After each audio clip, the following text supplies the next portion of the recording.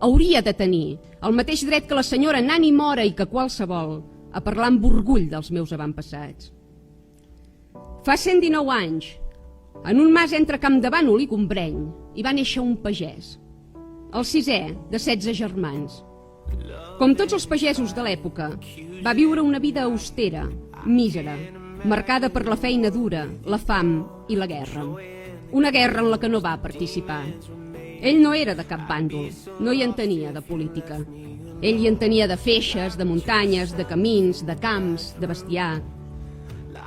L'any 49, els feixistes se'l van endur. No els feixistes com la Sílvia Orriol Serra, no. Els de debò.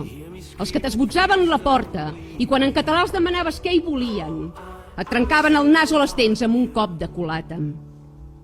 Els que et detenien només perquè un veí ressentit t'havia assenyalat o un alcalde del règim havia pronunciat el teu nom en veu alta. Ell va tenir prou sort. Al cap de 50 dies de captiveri, un mossèn amb influències el van atreure de la presó de Girona. Aquest pagès es deia Josep Orriols Casas. Era el meu avi, un avi que no he arribat a conèixer mai i de qui només en conservo dues coses, el cognom i la barretina. Jo ja no duc barretina, però encara enrono aquella seva llengua, encara estimo aquell tros de terra que ell va estimar. Això és ser de la ultradreta? Defensar allò que ets contra aquells que fa 300 anys que malden per destruir-ho és ser de la ultradreta? És ser supremacista?